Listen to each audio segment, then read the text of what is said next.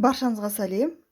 Енді биыл 2024 жылы қандай минимальный суммамен ИП иесі өзі үшін қандай төлемдер жасау керек? Мысал ретінде Каспи приложениесінен төлейік болғаннан кейін мысал ретінде ғана алып отырмын. Платежи бөліміне өтіп, штрафы и налоги деген жерге кіріп, платежи для ИП деп таңдаймыз. Бұл жерде биыл Каспи жаңартып қойған мына жерде. Отчисление взноса за ИП одним платежом деген бар. Бірақ бұл 15 январдан кейін бірақ жұмыс жасайды екен деп тұр. Енді жалпы ИП иесі өзіне пенсионный взносы төлейді, соцотчисление төлейді және взносы на обязательное соцмедстрахование төлейді.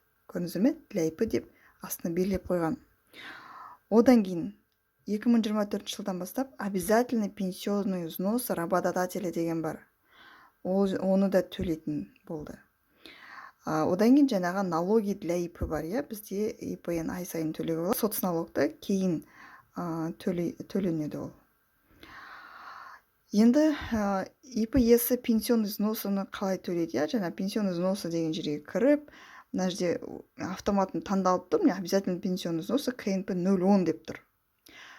Ал егер пеня төлейтін болған жағдайда, мына жерде КНП 0,19, яғни пеня за несвоевременное перечисление обязательных пенсионных взносов деп таңдау керек болады. Енді біздің жағдайда біз январь айына төлейтін суммаларды айтып жатырмыз да. Иін плательщика ИП, иін работника деген жерге ИП иесі өзі үшін төлейтін болғандықтан, екі жерге де өз иінін теріп жазады. Ал период оплаты деген жерге міне, мысалы 2024 январь айына төленетін болса, январь айы 2024 деп таңдау керек. Яғни минималкадан 24 жылы пенсионка 8,5 мың теңге, 8.500 теңге к оплате деп төлеп тастайды. Ал ары қарай енді социальное отчисление жерде выберите платежа. Бұл жерде де жаңағы социальное отчисление төлейтін болса, КНП 0,12-ні таңдайды. Пеня төлейтін жағдайда КНП 0,17 таңдайды. Енді біздің жаңағы мысал ретінде біз минималка қанша төлеу керек сол туралы айтып жатырмыз да, январь айы 2024-тен бастап. Бұл жерде де иін екі жерге де өз ИП иесі өз иінін жазады. Суммада минималка 2975 теңге болады. Биыл 2024 жылы минималка 2975 теңге. Келесі төленетін ол взносы на обязательное соцмедстрахование. ИП иесі өзіне взносы на обязательное соцмедстрахование төлейді. Доход болмаған жағдайда өзіне взносы на обязательное соцмедстрахование төлейді. Бұл жерде тағы бір айтып кетейін. ИП иесі егер ИП-сын тоқтатып, өзі официально трудовой договормен жұмыс жасап жүрсе, онда взносы на обязательное соцмедстрахование төлемейді. Егер ИП-сы жұмыс жасап тұр, иә, доход болмаса да ИП-сы ашық тұр, то есть тоқтатылмаған, істеп тұр енді. Доход жоқ болған жағдайда да, жұмыс істеп жүрсе де, өзіне взносы медстрахование төлеу керек. Ал егер трудовой договормен жұмыс жасамайтын болса, ИП иесіне доход болмаса да, биыл 2024 жылы медстраховка взносы 5950 теңге төлейді өзіне. Яғни мына жерде КНП 122 таңдалады, взносы да. Период оплаты биыл 2024 жылы және ИП иесі өзінің иін жазады мына жерге. Так, мына жерде көрдіңіздер ме? 5950 теңге төлейді. 2024 жылы ай сайын доходы болмаса да, стандартно 5950 теңге ИП иесі взносы на обязательное социальное медстрахованияға төлейді. Егер жаңағы ИП доходы болмай, ИП иесі официально жұмыс жасап, ИП-сын тоқтатып қойған жағдайда, онда төлемейді. Яғни официально трудовой договор мен жұмыс істеп жасаса. А егерде доходы да жүріп жатыр, официально жұмыс істеп жатыр, бірақ бәрібір өзіне 5950 теңге төлейді. Міндетті түрде төленеді. Бұл жерде административный нарушение болады. Статья 92-1. Сол бойынша КоАП статья 92-1. Бұл жерде нарушение деп саналады, егер ИП иесі өзіне төлемесе уақытылы. Және бұл үшін мысалы пеня болады, немесе постоянно төлемесе, ұмытып жүрсе, онда штраф та болады, үлкен суммада. Сол үшін бұл жерде мұқият болу керек. Енді бізде обязательный пенсионный взнос работодателя деген бар. Енді ИП иесі өзіне работник болмаса да, биылғы жылдан бастап өз үшін осы ОПВР төлеуге міндетті болып саналады. Және мына жерде КНП 0,89 бұл жерде обязательный пенсионный взнос работодателя. Период оплаты, яғни биылдан бастап иін плательщика, иін работника және ИП иесі өз иін жазады, өз үшін төлеп жатса. Ал суммасы 1275 теңге төлейді минималкадан, минимальный табыстан, яғни 85 мыңнан 1275 теңге төлеуге міндетті. Бізде ИПН бар. ИПН оны жарты жылда бір рет төлеуге болады, соцналог сияқты, немесе ай сайында төлеп отыруға болады.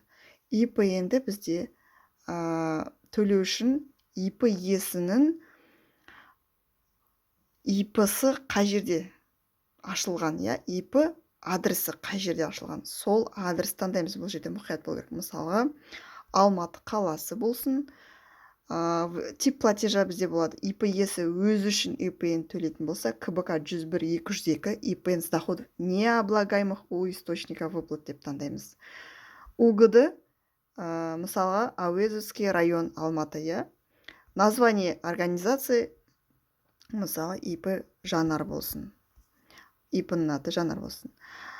Иін организация, ИП иесінің иінін терледі, суммаға бұл жерде де ай сайын төлейтін болса, ИП иесі 85 мыңнан ай сайын төлейтін болса, 85 мыңдық табыстан, онда 1,5% жаңағы 1275 теңге болады.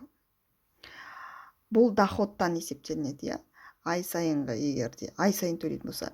Егерде жарты жылда бір рет төлейтін болса, жарты жылда бір рет налоговый период, бұл жаңағы упрощенка режиммен жұмыс жасайтындарға. Жарты жылда бір рет төлейтін болса, яғни ай сайын 85 мыңнан табыс көрсеткен болса, жарты жылда 510 мың теңгеден 1,5%, егер жарты жылда бір рет төлейтін болса, 7650 теңге болады. Жаңағы минимальный табысты жарты жыл көрсеткен кезде 7650 теңге болады. Сол үшін негізі ИПНді ай сайын төлеген дұрыс деп ойлаймын. Өйткені ИП иесінде әртүрлі доход болуы мүмкін ғой, мүмкін сізде даже минималка жетпей қалатын кездер болуы мүмкін, да? Сол кезде, мысалға, 30 мың табыс дейік.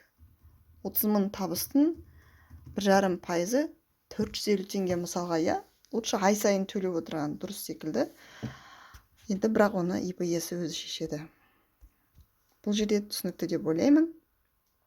Енді соцналогты жарты жылда бір рет төленеді ол.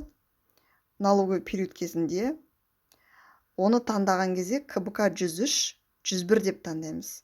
103-101. Жаңа ИП-ның атауы, мысалға, иені тереміз. Және соцналог жарты жылда бір рет, мысалы, жарты жылда, яғни налоговый период, первый полугодие, упрощенный режимда. Жарты жылда, мысалға, сізде 510 мың табыс болды дейік, Бұл жерде формула бөлек. Сізде 510 мың теңге табыс болды. Одан біз соцотчисленияларды отнимаемыз. Соцотчислениямыз бізде 2975 теңге. Жарты жылда 17850 теңге болды. 510 мың табысынан бізде соцналогтың пайызы 1,5%. Осыдан отнимаем, яғни 1,5% 7650 теңге.